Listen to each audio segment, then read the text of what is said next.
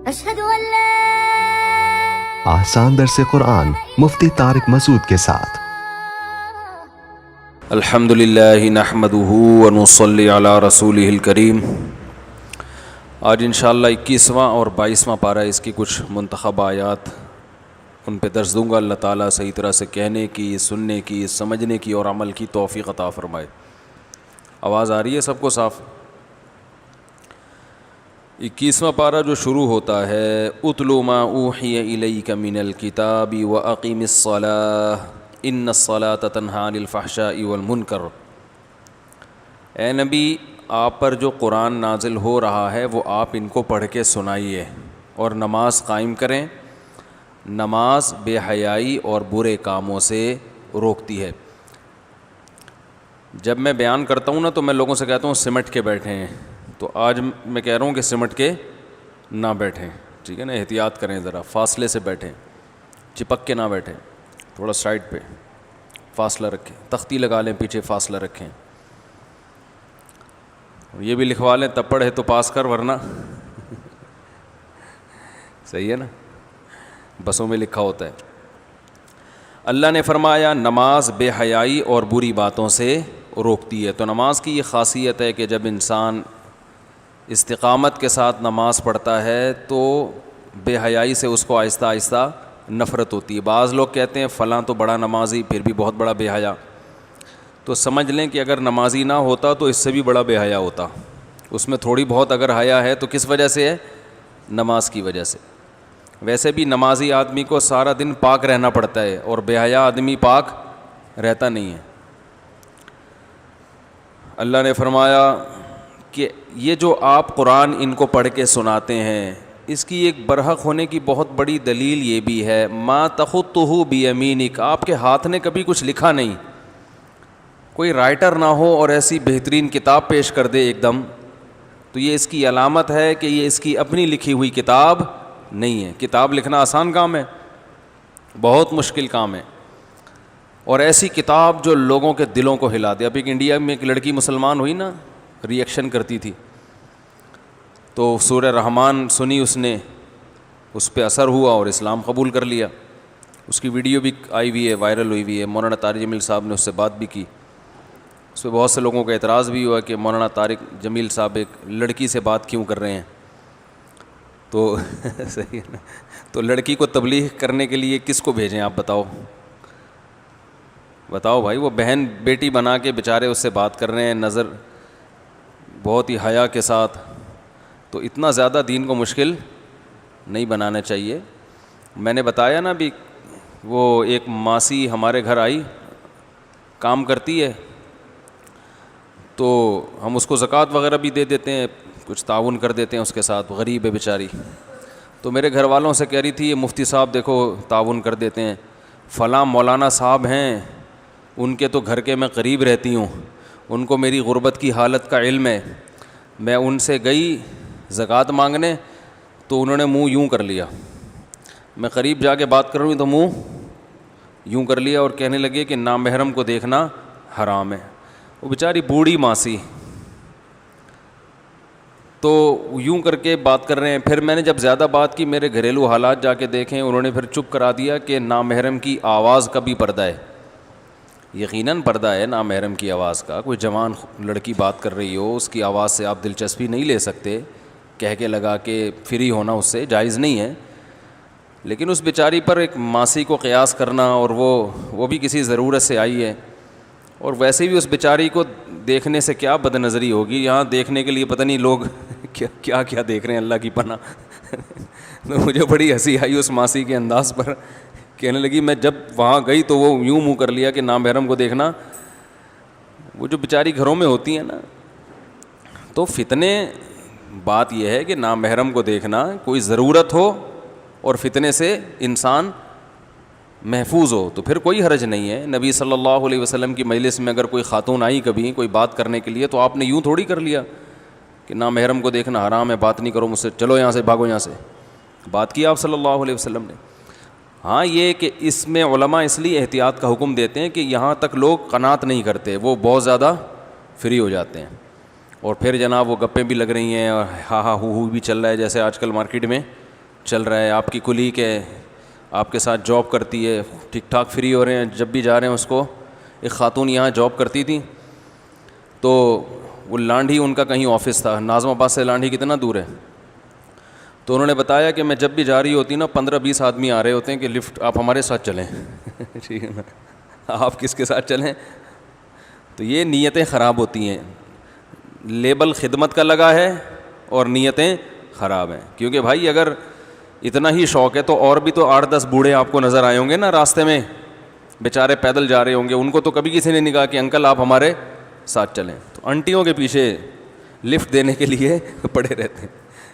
لیکن اگر کوئی واقعی بری نیت نہیں ہے, کوئی واقعی خدمت کر رہا ہے, تو اس میں تو بھائی کوئی حرج نہیں ہے, بلکہ ثواب کی بات ہے. ہاں فتنے سے انسان محفوظ ہو. یعلم خائنۃ الاعین, اللہ آنکھوں کی خیانت کو بھی جانتا ہے, وما تخفی الصدور, اور سینوں کے بھیدوں کو بھی جانتا ہے اللہ تعالیٰ.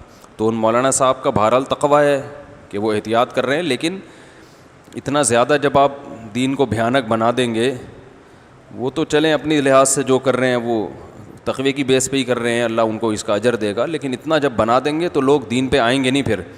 اب وہ بیچاری ماسی ہے بھائی, اس کی مدد کرو.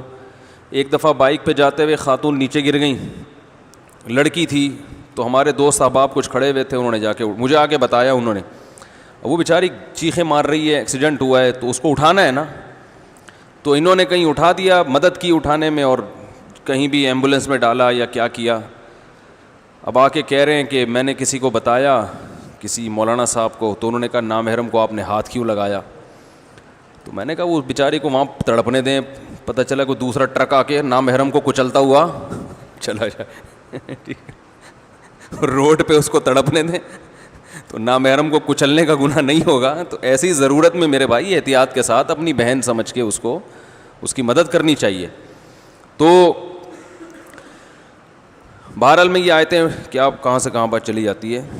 تو نبی صلی اللہ علیہ وسلم کے ہاتھ نے کبھی کچھ لکھا نہیں. اللہ فرماتے ہیں تو رائٹر نہیں ہے, اچانک ایک ایسی کتاب جس سے لوگوں کے دل تبدیل ہو گئے. حضرت عمر بن خطاب جیسا سخت دل کیسے پگھل گئے وہ قرآن کی آیتیں سن کے, اور واقعی ایسا ہی ہوتا ہے. تو وہ ہندو لڑکی مسلمان ہوئی, ماشاءاللہ اللہ تعالیٰ اس کے اسلام کو قبول کرے. تو اگر مولانا طارق جمیل صاحب اس کو اپریشیٹ نہ کرتے, فون کر کے تو نامحرم ہو, صحیح ہے, جیسے سناتے اس کو ٹھیک ٹھاک, وہ کہتی بھائی ہم واپس جا رہے ہیں. تو آہستہ آہستہ تمیز سے آرام آرام سے سمجھایا جاتا ہے, اسٹیپ بائی اسٹیپ. دیکھو نبی صلی اللہ علیہ وسلم کی خدمت میں ایک شاعر آئے. آپ صلی اللہ علیہ وسلم نے جب مکہ فتح کیا نا, تو آپ نے حکم دیا تھا, بعض اسلام دشمنوں کا نام لے کے حکم دیا تھا کہ ان کو جہاں پاؤ قتل کر دو. اصل تو یہ تھا کہ فتح مکہ میں آپ نے سب کو معاف کر دیا. بڑے بڑے ظالم تھے جنہوں نے ظلم کیا, آپ کو مکہ سے نکالا, آپ نے عمومی معافی کا اعلان کر دیا کہ میں وہی کہوں گا جو یوسف نے اپنے بھائیوں سے کہا تھا, لا تثریب علیکم اليوم, سب معاف. لیکن کچھ ایسے تھے کہ ان کے بارے میں نبی نے کہا تھا یہ معافی نہیں ہے. ان میں ایک تھے کعب ابن زہیر. یہ نبی کے شان میں نبی کے خلاف حجو کرتے تھے, شاعری کرتے تھے رسول اللہ صلی اللہ علیہ وسلم کے خلاف. شاعری میں بڑی جان رکھی ہے اللہ نے. شاعر اپنے کلام کو بہت اچھے مقصد کے لیے بھی استعمال کر سکتا ہے, بہت خراب بھی استعمال کر سکتا ہے. تو وہ نبی نے ان کے بارے میں بھی حکم دیا تھا جہاں پاؤ قتل کر دو. تو یہ بھی فرار ہو گئے. تو بالآخر ان کو خیال ہوا کہ میں فرار ہو کے کہاں جاؤں گا. تو یہ چھپتے چھپتے مکہ میں آئے اور حضرت ابو بکر سے جا کے ملے اور کہنے لگے مجھے کسی طرح نبی کی مجلس میں لے جاؤ, میں اسلام قبول کرنا چاہتا ہوں. تو وہ سفارشی بن کے ان کو لے آئے.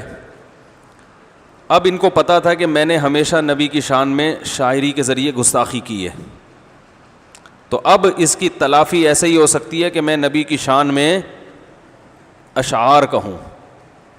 تو انہوں نے نبی کی شان میں اشعار کہے, ان الرسول لسیف یستضاء به مہند من سیوف اللہ مسلول. محمد صلی اللہ علیہ وسلم ایک ایسی تلوار ہیں جو نیام سے نکلی ہوئی ہے, اور ہندی تلوار ہے, اور اللہ کی تلواروں میں سے ایک تلوار ہے. یعنی یہ بتانا چاہ رہے تھے کہ ایک ایسی تلوار ہے اللہ کی تلوار کہ دیکھو اب تک میں اسلام قبول نہیں کیا میں نے، لیکن آج میں بھی مجبور ہو کر اسلام کے حلقے میں داخل ہو رہا ہوں. ایسی پاورفل تلوار اللہ نے آپ کو بنایا ہے.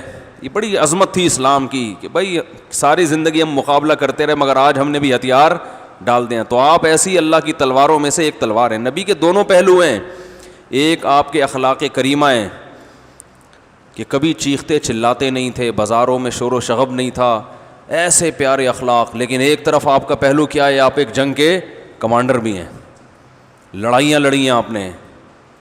اور مکہ جب فتح ہوا تو آپ صلی اللہ علیہ وسلم نے لوہے کی زرہ پہنی ہوئی ہے.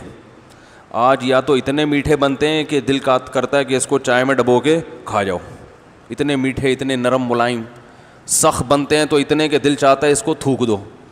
تو دونوں پہلو ہونے چاہیے بھائی. سختی کے موقع پہ سختی، نرمی کے موقع پہ نرمی. ہوتا ہے نا غلو ہے، میٹھے ہیں تو اتنے میٹھے میٹھے کہ وہ کچھ بھی کر لو حضرت جی کے ساتھ، حضرت کو غصہ ہی نہیں آتا. یہ نارمل آدمی تھوڑی ہوتا ہے جس کو کبھی غصہ نہ آئے. روب بھی ہونا چاہیے. انسان کی دونوں پہلو ہیں، روب بھی ہو، محبت بھی ہو. آپ حضرت مفتی تقی عثمانی صاحب کو جانتے ہیں، کتنے میٹھے ہیں، لیکن اتنے نہیں ہیں جتنے آپ سمجھتے ہیں. آپ اگر ان سے بے وقت ملاقات کے لیے جائیں، کوئی بیہودہ سوال پوچھیں تو وہ جواب نہیں دیتے. 2-3 دفعہ پوچھیں گے، غصے کے آثار ان کی پیشانی پہ ظاہر. کیونکہ جتنے بڑے لوگ ہیں نا، اگر یہ اتنے میٹھے بن جائیں تو پھر تو ان دنیا میں کوئی کام کر ہی نہیں سکتے. ہم نے دیکھا ہے، حضرت کو غصے میں بھی دیکھا ہے. تو اس وقت ہم کہتے ہیں بھائی ذرا احتیاط کرو بھائی، ٹھیک ہے نا. تو نرم پہلو بھی ہونا چاہیے اور سخت پہلو بھی ہونا چاہیے. کیونکہ لوگ اصل تو یہی ہے کہ نرمی ہے اسلام میں، لیکن ہر آدمی شرافت کی زبان سمجھتا نہیں ہے. بہت سے لوگ شر اور آفت کے ذریعے کنٹرول میں آتے ہیں. تو نبی صلی اللہ علیہ وسلم کا یہ پہلو بھی تھا. فتح مکہ دیکھو حجو کر رہے تھے نبی کے خلاف نا، ایک پروپیگنڈا کھڑا کیا ہوا تھا. مکہ میں جب آپ فاتحانہ انداز میں داخل ہوئے، وہی عرب جو بلال حبشی کو ریت پہ لٹاتے تھے، وہی جو خباب ابن ارت کو انگاروں پہ لٹاتے تھے، آج وہ سارے کے سارے ہتھیار ڈال کر رحم کی بھیک مانگ رہے ہیں. اور آپ صلی اللہ علیہ وسلم جنگی ٹوپی اتار رہے تھے. کسی نے آ کے بتایا کہ ابن خطل بیت اللہ کا غلاف پکڑ کے معافی مانگ رہا ہے. آپ نے فرمایا وہیں اڑا دو گردن اس کی. یہ آرڈر دے رہے ہیں آپ، صحیح ہے نا، جنگی ٹوپی اتارتے ہوئے. رحمت للعالمین کا آرڈر کیا ہے؟ وہی مار دو گردن اس کو. یہ قابل معافی نہیں ہے. تو یہ بھی ایک پہلو ہے. تو اب کعب بن زہیر جب نبی صلی اللہ علیہ وسلم کے پاس آئے تو ان کو پتہ تھا کہ بھائی اب میں مسلمان، تو یقین بھی ہو گیا تھا کہ یہ دین برحق ہے، نہ ہوتا تو اللہ اتنی مدد تھوڑی کرتا. اب اسلام قبول کرنے کے لیے نبی کی تعریف شروع کی. ان الرسول لسیف یستضاء بہ. رسول ایک ایسی تلوار ہیں جس کے ذریعے اسلام کی روشنی دنیا میں پھیل رہی ہے. مہند من سیوف اللہ مسلول. ہندی تلوار ہے، اللہ کی تلواروں میں سے ایک تلوار ہے اور نیام سے نکلی ہوئی ہے، نیام میں گئی نہیں ہے. تو یہ بات کہنے سے پہلے انہوں نے جو شاعری کی ہے، عرب کی عادت تھی کہ جب بھی شاعری شروع کرتے تھے تو اصل مدعا بیان کرنے سے پہلے اپنی معشوقہ کا تذکرہ کرتے تھے شاعری میں. یہ ان کا کلچر تھا. تو کعب بن زہیر جب آئے نبی کے پاس تو انہوں نے اسی کلچر کے حساب سے پہلے اپنی معشوقہ کا تذکرہ شروع کر دیا. ٹھیک ہے نا. اسلام نے اس کلچر کو ختم کیا. اسلام نے کہا جب بھی کوئی خطبہ شاعری ہوگی پہلے اللہ کی حمد و ثنا، الحمدللہ نحمدہ ونصلی علی رسول. یہ اسلام نے اس کا متبادل دیا کہ بھائی اللہ کی تعریف کرو. لیکن عرب میں یہ کلچر تھا. تو ابھی تو بیچارے نئے نئے مسلمان ہو رہے ہیں نا، ان کو تھوڑی ایک دم سمجھ میں آئے گا کیا صحیح ہے کیا غلط. تو انہوں نے بیٹھتے ہی اپنی محبوبہ کی معشوقہ کی تعریفیں شروع کر دی. بان السعاد فقلبی الیوم مبتول متیم اسرہا لم یفت مقبول. سعادہ چلی گئی، سعادہ نام تھا ان کی محبوبہ کا، اور میرا دل ٹکڑے ٹکڑے ہے. اب سید الانبیاء سرور کائنات کی محفل میں بیٹھ کر کیا ہو رہا ہے بھائی؟ اپنی معشوقہ کی باتیں. کلچر تھا. بان السعاد، سعادہ چلی گئی. فقلبی الیوم مبتول، میرا دل ٹکڑے ٹکڑے ہے. متیم اسرہا، میرا دل اس کے پیچھے پیچھے چلا گیا, سینے سے نکل گیا. لم یفدا, اور اس کے بدلے میں کوئی دوسرا دل بھی نہیں آیا سینے میں, اب دل لیس گھوم رہا ہوں میں, صحیح ہے نا, بغیر دل کے گھوم رہا ہوں. نہیں یار یہ تو سمجھ میں, بیان سمجھ میں نا, یہ والی باتیں تو بہت اچھی طرح کیا خیال ہے, آپ بول رہے ہیں یار یہ ہماری عکاسی کر رہے تھے وہ تو. اور آگے کہہ رہے ہیں کہ لکنھا خلۃ قد سیق من دمھا فجع وولع واخلاف وتبدیل, یہ ایک ایسی دوستی ہے جس کے خون میں گرگٹ کی طرح رنگ بدلنا, جھوٹ بولنا اور ملمہ سازی, یہ اس کے خون میں شامل. یہ شاعروں کے ہاں نا محبوبہ کی تعریف ہوتی ہے کہ جھوٹ بولتی ہے, ٹائم پہ آتی نہیں ہے اور دھوکہ دیتی ہے, یہ محبوبہ کی تعریف میں کہتے ہیں. کیونکہ جو محبوبہ جو ٹائم دیا فوراً پہنچ جائے, جو وعدہ کیا پورا کر کے دکھائے, اس کا مطلب اس محبوبہ کے پاس کرنے کے لیے اور کوئی کام بولو بھائی ہے نہیں, یہ تو فالتو ہے. محبوبہ تو نخرے والی اچھی ہوتی ہے نا, ٹائم دیا نہیں آئی, اس کا مطلب اس کے نخرے ہیں. تو یہ شاعروں کا پہلے کلچر, اب بھی ہوتا ہے یہ کلچر ہوتا ہے کہ جھوٹ بولنا. ظالم کہتے ہیں نا محبوب کو, بھائی شاعری میں محبوب کو کیا کہتے ہیں, ظالم بھی کہتے ہیں, قاتل بھی کہتے ہیں. یہ ساری ویسے تو گالیاں ہیں لیکن شاعری میں یہ خوبصورت ترین القابات ہیں. ظالم نے اس نظر سے دیکھا, کہتے ہیں نا قاتل نگاہیں. اب قاتل ہو تو یہ تو اچھا تھوڑی ہے پھر, لیکن کہتے ہیں نگاہیں اگر قاتل نہ ہو تو پھر کیا فائدہ ظالم نہ ہو تو کیا فائدہ. تو وہ نبی صلی اللہ علیہ وسلم کے سامنے اپنی محبوبہ کا تذکرہ, لیکن آپ صلی اللہ علیہ وسلم نے انہیں کچھ بھی نہیں کہا کہ بھائی ابھی آئے ہیں دین پر, اسلام میں داخل ہوں گے, ہمارے کلچر سے مانوس ہوں گے, آہستہ آہستہ آ جائیں گے. جب بھی شاعری ہوگی تو پہلے اللہ کی تعریفیں کریں گے, ابھی آنے دو. ہم وہیں سے اٹھ کے سر قلم کر دیتے کہ ایک تو تم ویسی واجب القتل تھے, اوپر سے نبی کی محفل میں بیٹھ کے اپنی معشوقہ کی باتیں تم نے شروع کر دیں, یہ کون سا طریقہ ہے. تو آپ صلی اللہ علیہ وسلم کا ظرف دیکھیں, شاعری کرتے جا رہے ہیں, آپ سنتے جا رہے ہیں, یہاں تک کہ جب پہلا شعر پھر نعتیہ کلام پڑھنا شروع کیا نا, ان الرسول لسیف یستضاء بہ مہند من سیوف اللہ مسلول, لیکن الرسول کہا یا ان الرسول کہا, لیکن رسول وہ ایک ایسی تلوار ہیں جس کی روشنی پوری دنیا میں پھیل رہی, جس کی چمک سے پوری دنیا میں ہدایت کی روشنیاں پھیل رہی ہیں. جب یہ الفاظ کہیں نا کہ یہ تو دیکھو تلوار کے زور سے مکہ فتح ہوا, جب کسی فوج کی بہادری کی تعریف دشمن کرے تو فوج کے کمانڈر کے کیا جذبات ہوں گے نا. بھائی کیا ہو گیا, وہ پہلے والا شعر تو سمجھ میں آ رہا تھا, اب یہ والا نہیں آ رہا. پہلے والے پہ دیکھ رہا تھا بڑے کھلے سے چہرے ہو رہے تھے. جب کوئی فوج لڑائی کے ذریعے کسی علاقے کو فتح کرے اور دشمن کہے کہ اس کا کمانڈر بہادری سے لڑائے, تو وہ فوج کے جو کمانڈر ہوگا نا, اس کے جو جذبات ہوں گے وہ میں اور آپ نہیں سمجھ سکتے. یہ وہی سمجھ سکتا ہے جس نے جنگیں لڑی ہوں. ادھر نبی صلی اللہ علیہ وسلم فاتحانہ انداز میں تلوار زمین پہ رکھ کے بیٹھے ہوئے ہیں, اور یہ آ کے آپ کی, یہ دشمن میں تھے نا, یہ تعریف کر رہے ہیں کہ ایسی تلوار ہے جس کی روشنی چمک رہی ہے. تو جب یہ شعر انہوں نے پڑھا ہے, آپ صلی اللہ علیہ وسلم کو اتنا اچھا لگا, اتنا یہ شعر سن کے آپ کو خوشی ہوئی کہ آپ نے اپنی چادر فوراً اتاری اور ان کو ہدیہ دے دی.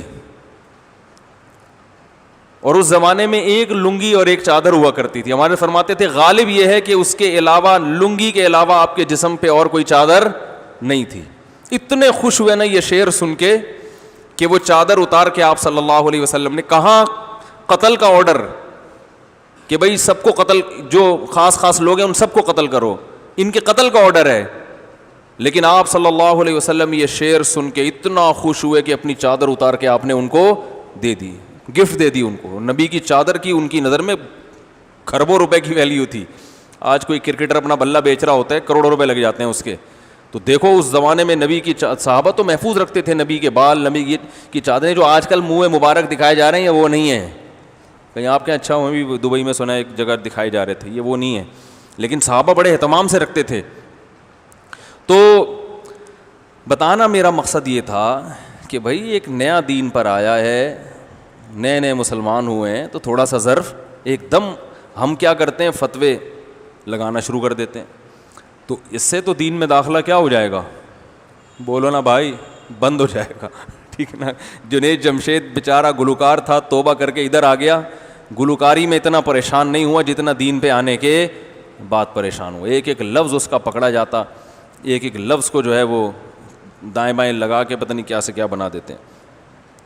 تو اللہ تعالیٰ نے ارشاد فرمایا کہ اے نبی آپ کسی کتاب کے رائٹر نہیں ہیں, آپ نے تو ایک لفظ بھی کبھی ہاتھ سے نہیں لکھا, تو یہ اتنا بڑا قرآن جو آپ نے پیش کر دیا.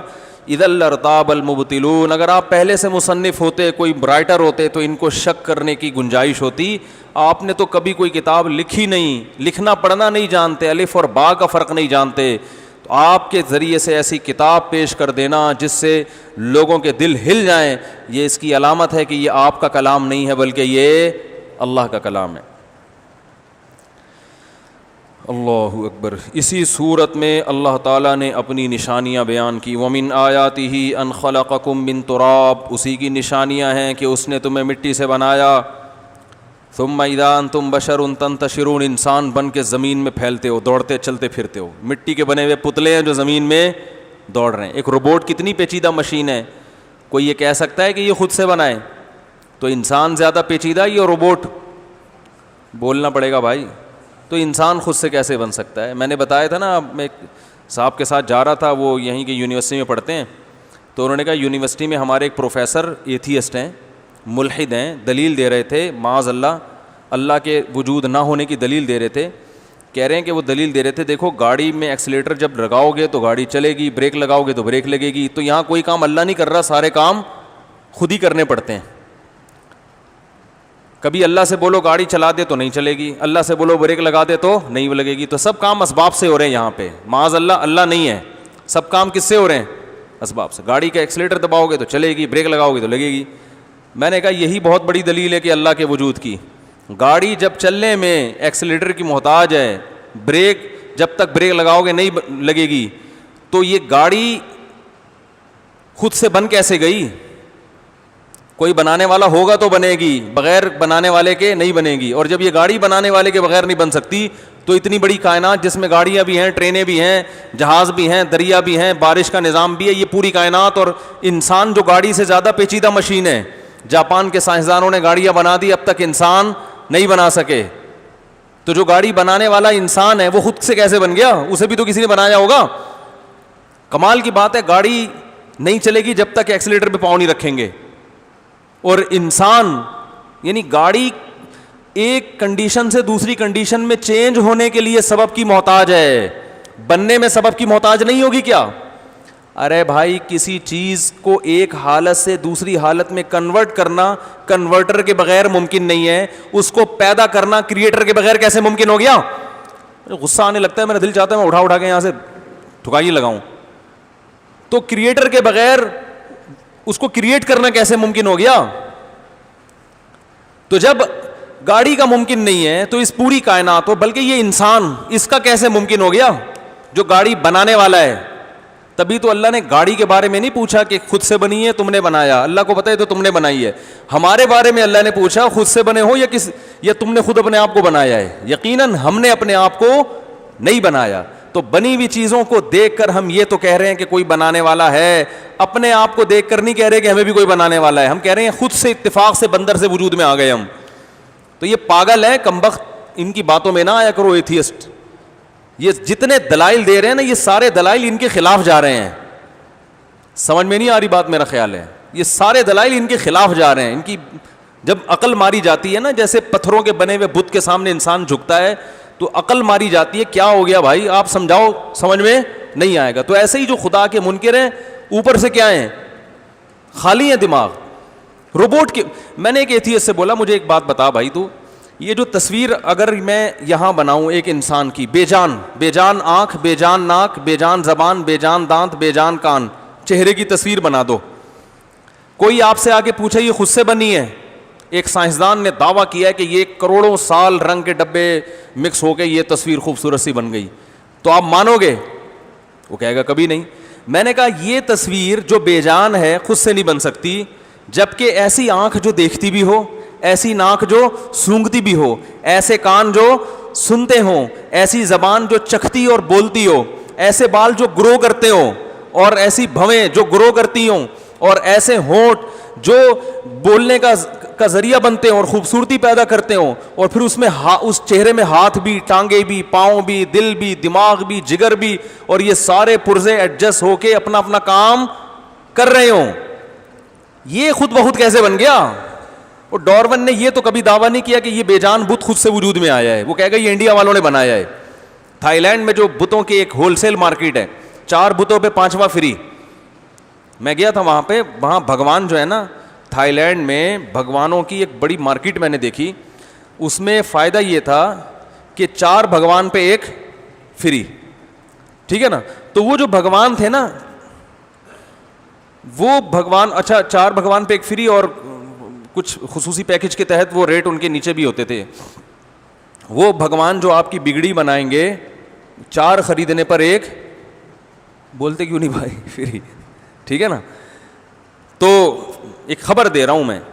اب مجھے ایک بات بتاؤ, وہ بھگوان, وہ بت جو نہ دیکھتا ہے نہ سنتا ہے, ام لہم ارجل یمشون بہا, اس کی ایسی ٹانگیں نہیں ہے جس سے چل سکے. قرآن کہتا ہے ام لہم اعین یبصرون بہا, اس کی آنکھیں نہیں ہے جس سے یہ دیکھ سکتا ہے. ام لہم آذان یسمعون بہا, اللہ فرماتے ہیں ان بتوں کی ایسے کان ہیں جس سے یہ سن سکتے ہیں.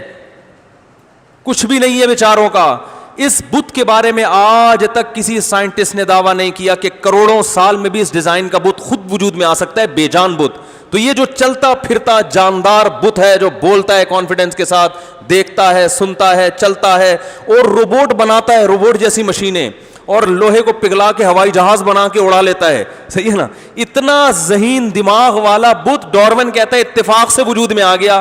خدا کی قسم, قرآن کی آیت یاد آتی ہے ایسے موقع پہ, فَإِنَّهَا لَا تَعْمَى الْأَبْصَارُ, اللہ کہتے ہیں آنکھیں اندھی نہیں ہوتی, وَلَكِنْ تَعْمَى الْقُلُوبُ الَّتِي فِي الصُّدُورِ, سینوں میں جو دل دھڑک رہے ہیں یہ اندھے ہو جاتے ہیں, سمجھ میں نہیں آتی باتیں.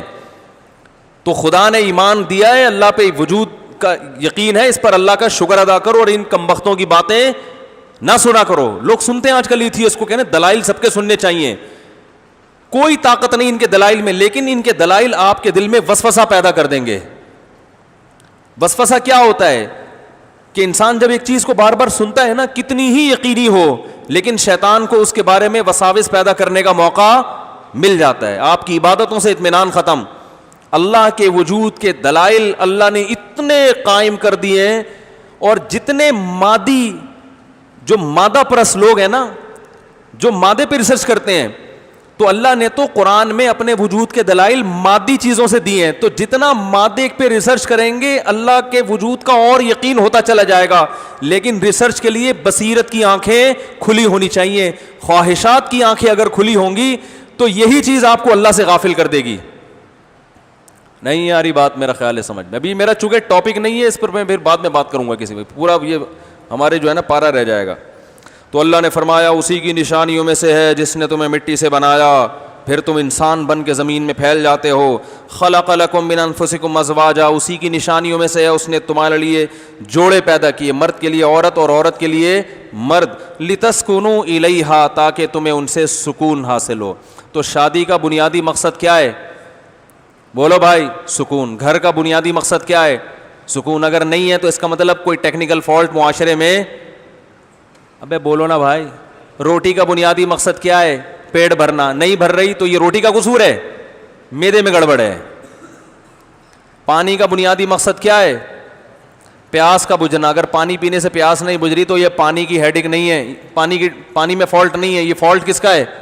میں ایک دم موبائل خراب ہو گیا نا, سب کو دکھا لیا, وہ آواز نہیں آ رہی تھی, سب کو دکھا لیا سرینا مارکیٹ میں, سمجھ میں نہیں آ رہا اسپیکر میں مسئلہ کیا ہے. پھر انہوں نے کہا مفتی صاحب کان کا فالٹ معلوم ہوتا ہے, اب صرف کان کا چیک اپ رہ گیا.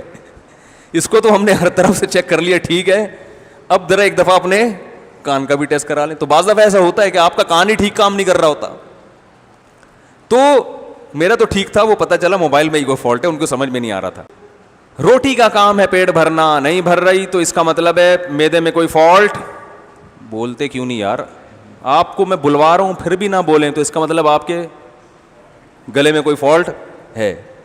گلا بھی احتیاطاً کہہ رہا ہوں ورنہ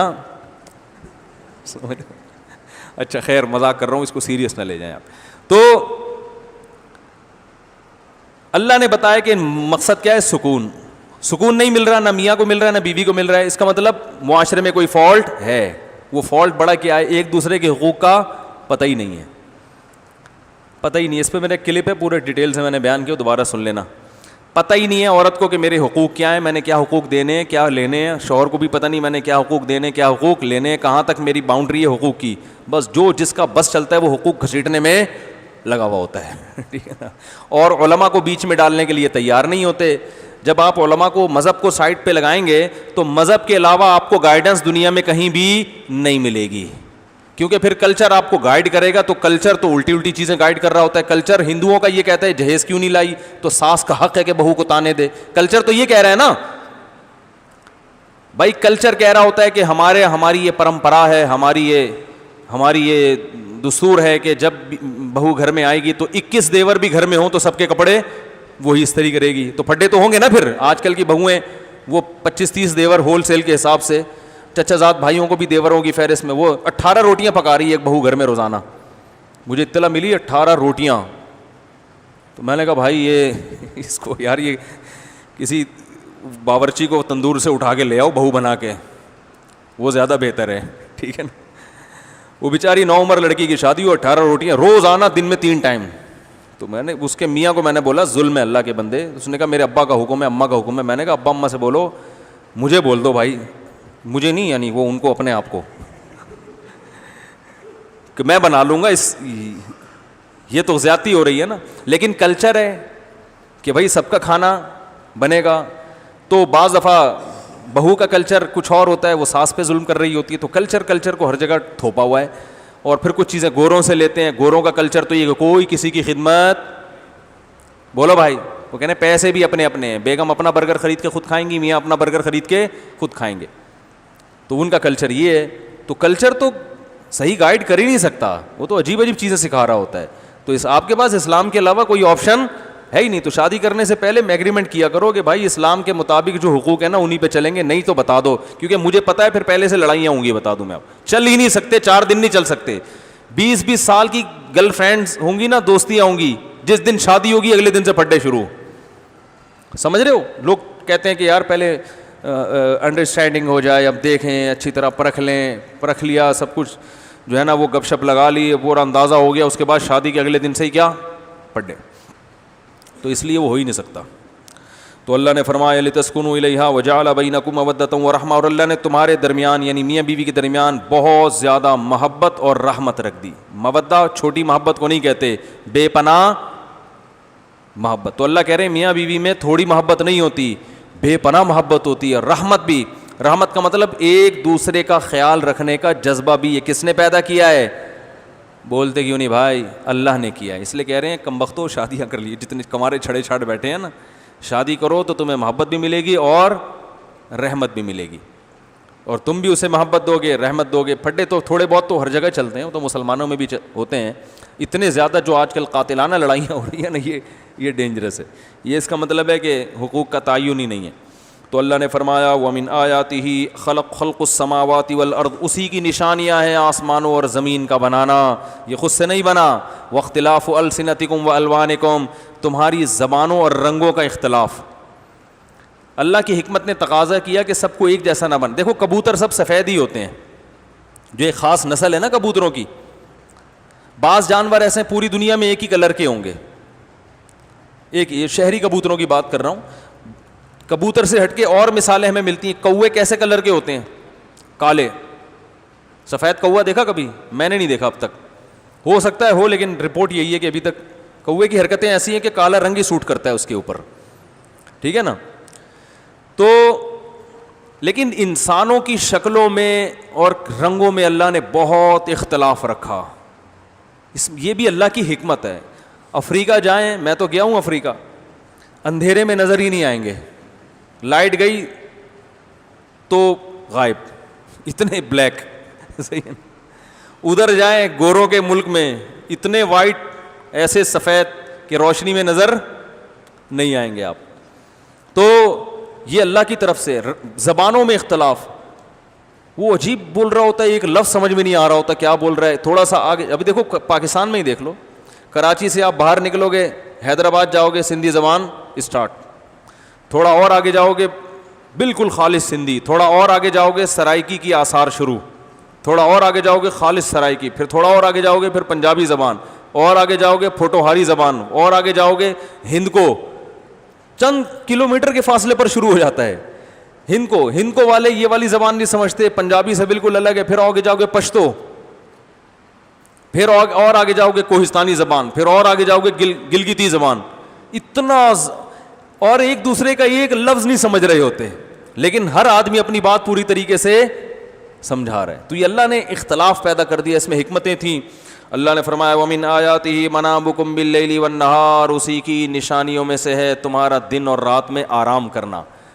دیکھو ہماری باڈی جب تھکتی ہے تو باڈی تھکے گی تو ہم کام کرنا چھوڑ دیں گے, لیکن دماغ جب تھکے گا تو اس کو آرام کیسے دیں گے؟ دماغ کا کام ہے سوچنا, تو سوچنا بند کریں گے نا, تو سوچنا بند کرنا اپنے اختیار میں, بولو بھائی نہیں, جسم کے ہر پارٹ کو آرام چاہیے نا, چل چل کے تھک گئے بیٹھ جاؤ, یہ اختیار میں ہے. دماغ کا کام ہے سوچنا, سوچ کے تھک گئے سوچنا بند کر دو, تو جیسے ہی سوچنا بند کرو گے اور سوچنا شروع کر دو گے. اب آپ کہو گے آنکھیں بند کر کے میں نہیں سوچوں, تو آنکھیں بند کر کے جتنے خیالات آئیں گے وہ آنکھیں کھول کے, تو اللہ کہتے ہیں تمہارے جسم کا جو بادشاہ ہے وہ تو دماغ ہے نا, پوری باڈی کو کنٹرول کر رہا ہے, اس کو آرام پہنچانے کے لیے میں تمہارے اوپر نیند مسلط کر دیتا ہوں. نیند اپنے اختیار سے نہیں آتی. تبھی اللہ فرماتے ہیں اللہ یتوفی الانفس حین موتها والتی لم تمت فی منامها, اللہ ہے جب تم سوتے ہو تمہاری روح کو کھینچ لیتا ہے. خود سے ہم سو سکتے نہیں ہیں, گولیاں کھا سکتے ہیں پھر بھی سو نہیں سکتے اپنے اختیار سے, کہ تبھی جب سوتے ہیں پتہ چلتا ہے کہ کب آنکھ لگی, پتہ چلتا ہے کب آنکھ لگی. ہم بچپن میں بہت کوشش کرتا تھا یار جب میں سونے لگوں گا ٹائم نوٹ کروں گا کتنے بجے سویا, نہیں پتہ چلتا. تو یہ اللہ کی طرف سے غیر اختیار ہے. پھر جب سو گئے اب کوئی بیٹھ کے لطیفہ سنائے ہنسی نہیں آئے گی, غم کی بات کرے رونا نہیں آئے گا. اللہ فرماتے ہیں وجعلنا نومکم سباتا, تمہارا کنیکشن میں نے دنیا سے کاٹ دیا. 6 7 اور پوستی حضرات سے معذرت کے ساتھ 12 گھنٹے, ہمارے ہاں تو یہی ہو رہا ہے, ورنہ 5 گھنٹے بہت ہیں گہری نیند. سو جاتا ہے جب انسان, پھر صبح اٹھتا ہے کیسا, ایسا لگتا ہے نئی زندگی ملی ہے, دوبارہ پیدا ہوا ہے, کیسا فریش ہو جاتا ہے. فجر کی نماز میں آ کے دیکھو نمازی باتیں نہیں کر رہے ہوتے, آرام سے سامنے منہ کر کے بیٹھے ہوئے ہوتے ہیں, پیچھے مڑ مڑ کے دیکھ نہیں رہے ہوتے کہ امام صاحب پہنچے کہ نہیں پہنچے.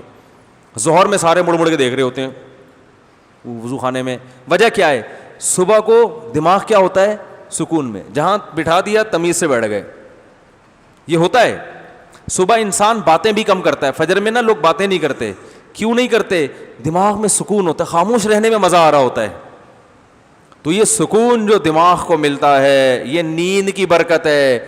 ڈاروین نے کیا دعویٰ کر دیا کہ خود سے بنا ہے, ایسا آٹومیٹک سسٹم اس مشین میں لگ گیا کہ اس کو تھکاوٹ کی ضرورت ہے تو نیند مسلط ہو جائے گی, ہے بھائی, اور جب وٹامن ڈی کی ضرورت ہے تو سورج کی روشنی آ جائے گی, اور جب خوراک کی ضرورت ہے تو پانی برسے گا, اور زمین سے بیج اور گھٹلی اور دانہ پھٹ کے اس میں تناور درخت پیدا ہو, سارے کام آٹومیٹک, اور ایک دوسرے سے لنک ہے ان سارے کاموں کا, یعنی ایک دوسرے سے اٹیچ ہیں. اتفاق سے ہوتے تو ایک دوسرے سے ان کا ربط تھوڑی ہوتا. تو اللہ فرماتے ہیں یہ بھی اللہ کی قدرت کی نشانی ہے. نیند بہت بڑی نعمت ہے, جس کو نیند کی لذت چھن جائے اس بیچارے کا حال دیکھو, پاگل ہو جاتے ہیں وہ. کتنا ٹائم رہ گیا بھائی؟ 40 منٹ ہونے میں.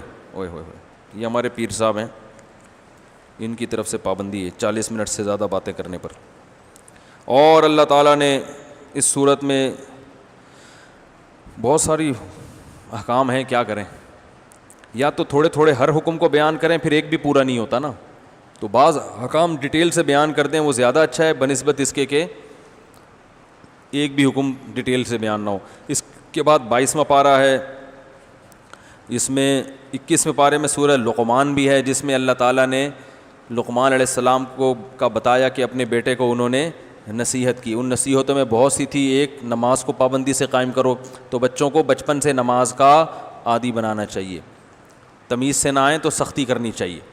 بھائی مجھے یاد دلانا ہے کتوں کے بارے میں جو میں نے بھی بیان کیا نا, اسے بہت سے لوگوں کو کمنٹس آئے ہیں اور ایسا لگ رہا ہے کہ میں نے بہت چھوڑو ابھی زیادہ باتیں نہیں کرنا مناسب نہیں ہے. کسی نے لکھا کہ مفتی صاحب نے کتوں کی دم پہ پاؤں رکھ دیا ہے. میں کہہ رہا ہوں کتے زیادہ ہو گئے, گورنمنٹ کو چاہیے ان کو مارے, ان کی نسل کو کچھ کم کرے, کنٹرول کرے. لوگوں کو کاٹ رہے ہیں, بائکوں سے ٹکرا رہے ہیں. تو اس پہ نیچے لوگوں نے کہا اسلام تو رحمت للعالمین ہے نبی صلی اللہ علیہ وسلم, اور کتوں کے مارنے کا مفتی صاحب حکم دے رہے ہیں. اسلام تو ایک بڑا وسیع مذہب ہے. تو اسلام اتنا وحشتناک کہ کتوں کو انسانوں کو کاٹنے کی اجازت دے دے مگر انسان کو کتے مارنے کی اجازت نہ دے, ایسا مذہب نہیں ہے. تو کتے پہ میں نے ذرا بات کرنی ہے, بہت سے لوگ کتے پن پہ آئے ہوئے ہیں. ہاں یہ پھر دوبارہ سے بھی, ہاں یہ جانے دیں. اچھا بھائی, تو یہ میں آیت مکمل کر لوں. تو لقمان علیہ السلام نے اپنے بیٹے سے کہا کہ وغضض من صوتک, اپنی آوازوں کو پس رکھو. تو گھروں میں بچوں کو چیخنے چلانے نہ دیں, اور آہستہ آواز سے خود بھی بات کیا کریں, ان کو بھی عادت ڈالیں. مائیں بچوں کو کہتی ہیں مت چیخو, مگر اتنی زور سے چیخ کے کہتی ہیں کہ بچہ کا ذہن یہی بنتا ہے کہ جب آپ چیخ رہی ہیں مجھے چپ کرانے کے لیے, تو میں نے اگر اس کو چپ کرانے کے لیے چیخ دیا تو کیا ہے. تو اپنی آوازوں پہ جب کنٹرول رکھیں گے تو پھر بچے بھی آہستہ آہستہ آواز پہ کیا کریں گے, کنٹرول. گھروں میں سکون نہ ہونے کی ایک وجہ یہ بھی ہے کہ کوئی بھی تمیز سے بات کرنے کے لیے تیار نہیں ہے. جو بات ہوتی ہے لٹ اٹھا کے چیختے ہیں, کیا پکا ہے, ایسے چیختے ہیں نا, کیا پکا ہے. گھر میں پکا ہوا کیا ہے, تو بچے ایسے ہی چیخ رہے ہوتے ہیں, اسکول سے آ کے پلیٹیں اٹھا کے پھینک رہے ہوتے ہیں. یہ کارٹون سے بھی آتی ہے یہ چیز. کارٹون بچہ کارٹون کا بہت زیادہ اثر لیتا ہے. اچھے بچے میں نے تباہ ہوتے ہوئے دیکھے ہیں کارٹون کے ذریعے, کیونکہ کارٹون میں ایک دوسرے کو مار رہے ہیں اور الٹی سیدھی حرکتیں کر رہے ہیں, چھچوری حرکتیں, تو بچہ ویسے ہی بن جاتا ہے وہ. تو بچوں کو عادی بنائیں کہ بھائی بات کرنی ہے تو بولو بھائی ہلکی آواز سے. اور اس کے لیے یہ ضروری ہے کہ آپ بھی اپنے والیوم پہ جب گھر جائیں تو والیوم تھوڑا سا ہلکا کر دیں. گھر والوں کو بھی کہیں, بیگم صاحبہ کو بھی, بات کرو بھائی آرام سے. بات غلط ہو کوئی بات نہیں ہے, لیکن ہو آرام سے. بات بھی غلط ہو اور ہو بھی چیخ چلا کے, تو وہ تو اور ڈبل غلط ہو جائے گی نا. تو بات صحیح ہو اور آرام سے ہو, یہ بہت اچھی بات ہے.